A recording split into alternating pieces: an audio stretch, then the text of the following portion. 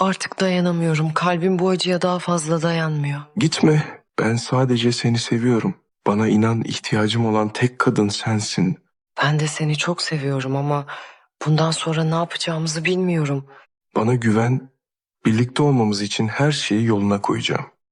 Alya Cihan'ı Meryem'le birlikte gördükten sonra, ondan önemli bir gerçeği sakladığının teyidi olarak algılar.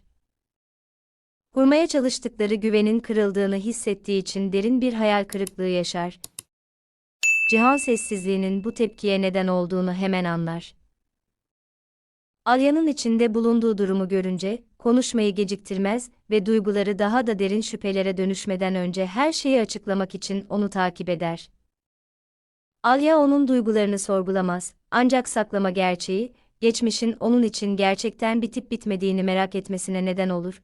Cihan Meryem'in zor bir durumda olduğunu ve eylemlerinin geçmişe dönüşten değil, yardım etme ihtiyacından kaynaklandığını anlatmaya çalışır.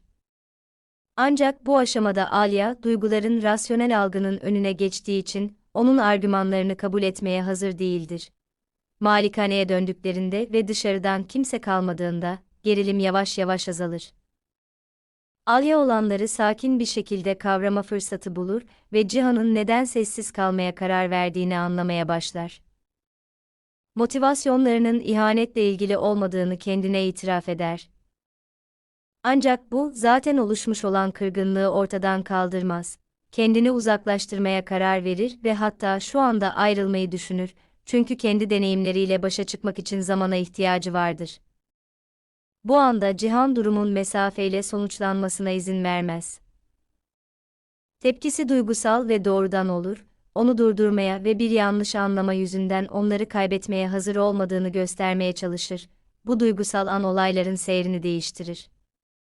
Alya içsel direncine rağmen, onun yakınlığına karşılık verir ve bu, aralarındaki gerilimi kısmen hafifletmesine olanak tanır. Duygularını inkar etmez ve hakarete rağmen ilişkilerinden vazgeçmeye hazır olmadığını kabul eder. Affetme kararı durumun tamamen unutulduğu anlamına gelmez, ancak aralarındaki bağı korumanın onun için daha önemli olduğunu gösterir. Buna rağmen, gerçekler onu ihtiyatlı davranmaya zorluyor. Oğluyla birlikte olabilme yeteneğinin bağlı olduğu koşulları göz ardı edemez. Bu yüzden Cihan ile barıştıktan sonra bile, Deniz ile birlikte geçici olarak Malikane'den ayrılmak zorunda kalıyor. Böylece ilişkileri hakaret, güven ve rasyonel davranma ihtiyacını birleştiren başka bir sınavdan geçiyor. Bağlantılarını koruyorlar, ancak aynı zamanda daha önemli bir amaç uğruna onları geçici olarak ayıran kararlar almak zorunda kalıyorlar. Ancak Aliye Meryem ile olan durumu belirsizlik içinde bırakmamaya ve bizzat anlamaya karar veriyor. Açıkça ve aracı olmadan konuşmak için hapishaneye geliyor. Onun için sadece Meryem'in durumunu anlamak değil, kendi durumunu da açıkça ortaya koymak önemli. Bu görüşme sırasında Alya, Cihan ile olan geçmişini bildiğini ve bu hikayenin onun hayatının önemli bir parçası olduğunu anladığını açıkça belirtiyor. Aynı zamanda şimdiki durum hakkında belirsizliğe yer bırakmıyor ve her şeyin artık değiştiğini ve Cihan'ın seçimini yaptığını vurguluyor. Alya Meryem'e acıdığını ve durumunun karmaşıklığını anladığını gizlemiyor. Ancak aynı zamanda aşılmasına izin vermeyeceği bir sınır da açıkça çiziyor. İlişkilerini korumak ve geçmişin bugünü etkilemesine izin vermemek onun için temel önem taşıyor. Duygularına ve Cihan'ın yanındaki yerine olan güvenini gösteriyor ve geri çekilmeye veya mutluluğundan fedakarlık etmeye niyeti olmadığını açıkça belirtiyor. Meryem ise, bu durumu çatışma olmadan kabul ediyor. Durumun değiştiğini ve Cihan'ın duygularının başka bir kadına ait olduğunu kabul ediyor. Bunu fark ederek, ilişkilerine müdahale etmeye ve ek gerilim yaratmaya çalışmıyor. Tepkisi, gerçeği kabul ettiğini ve Cihan ile Ali arasında zaten oluşmuş olanı yok etmeye niyeti olmadığını gösteriyor. Bu konuşmamın ardından Alya geri dönüyor ve Cihan'a ziyaretini açıkça anlatıyor. Ne yaptıklarını ne de konuşmamın içeriğini gizlemiyor, aralarında kurdukları açıklığı koruyor. Cihan için bu bir sürpriz oluyor, çünkü Alya'nın kendi başına böyle bir adım atmaya karar vereceğini beklemiyordu. Aynı zamanda bu haber ona içsel bir rahatlama da getiriyor. Alya'nın ilişkilerinden şüphe duymadığını, hatta onu açıkça ve güvenle savunmaya hazır olduğunu görüyor. Bu aynı yönde ilerlediklerine ve durumu aynı şekilde algıladıklarına dair güvenini güçlendiriyor. Aralarında yanlış anlaşılma olmadığını ve bir ekip gibi hareket ettiklerini fark etmesi, kendini daha istikrarlı hissetmesini sağlıyor. Sonuç olarak bu olay yeni bir çatışma yaratmaz, aksine belirsizlikten kaynaklanabilecek gerilimi hafifletmeye yardımcı olur.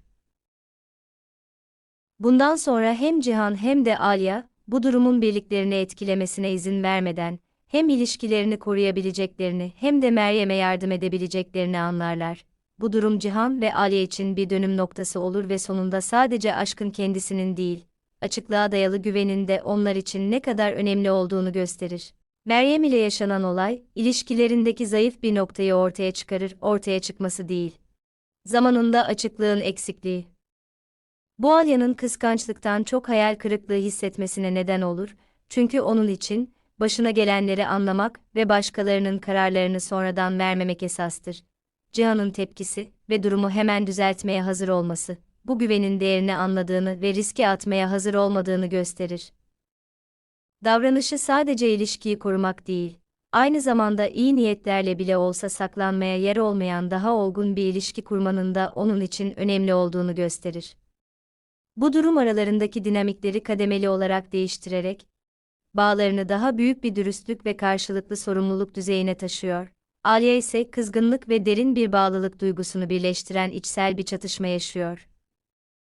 Duygusal darbeye rağmen ilişkiyi bitirmeme kararı, dürtüsel değil, stratejik düşündüğünü ve aralarındaki ilişkinin değerini anladığını gösteriyor.